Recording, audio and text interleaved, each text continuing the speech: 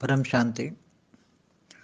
देखो, परमात्मा जो है वो सबको कहता है मन मना भाव। गीता में भी यही कहा है कि मन मना भाव।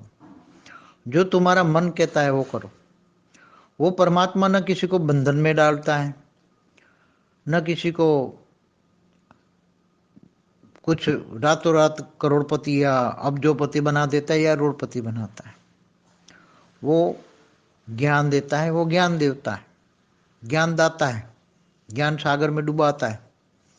तुम्हें आत्म स्वरूप का ज्ञान देता है। तुम कहाँ से आए हो? तुम बेहद की आत्मा हो तो तुम कहाँ से आए हो? तुम इस ब्रह्मांड के नहीं हो।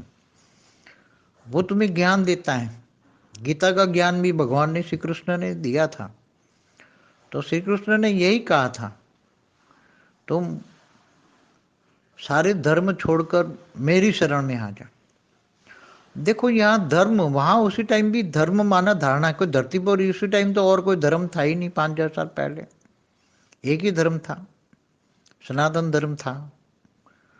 तो धर्म माना धारणा है। जो धर्म धारणाएं करने को कहता है, मतलब धारणाएं मतलब जीवन में मनुष्य ऐसा जीवन में धारण करे, ऐसे गुण धारण करे कि वो मानव बन सके। और पहले तो मनुष्य बने। मनुष्य को जीने के लिए जो गुण जीवन में धारण करते, जो संस्कार, जो कर्म जीवन में धारण करते हैं, उसको धर्म कहते हैं। धर्म माना धारणा है। तो जो और अधर्म माना जो मनुष्य जीवन से विपरीत धर्म माना धारणा है। जो मनुष्य को दुख दर्द देने का काम करता है वो विधर्म है, माना अधर्म है। तो ये ज्ञान और अज्ञान, सत्य और असत्य, ये सब बहुत गहरी बातें हैं।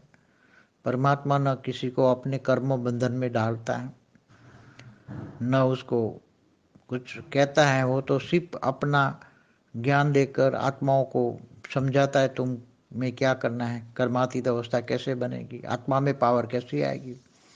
आप बेहद का कनेक्शन, तुम बेहद की आत्मा हो तो बेहद का कनेक्शन बेहद के बाप से जोड़ो तो पावर आएगी।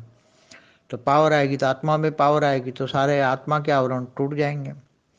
आत्मा के आवरण टूट जाएंगे तो धीरे धीरे एक न एक दिन तुम कर्मातीत अवस्था पाओगे। और तुम कर्मातीत अवस्था पाओगे तो तुम ओरिजिनल, जो मूल स्वरूप में जो आत्मा जहाँ से भी आई है वो वहाँ पहुँच जाएगी। आत्मा की ओरिजिनल स्टेज में आत्मा बीज रूप मूल स्वरूप में पहुंच जाएगी। बीज रूप जहाँ से भी आई है, बीज रूप माना निराकारी अवस्था, आत्मा के निराकारी स्टेज को बीज रूप कहते हैं, तो वो चली जाएगी।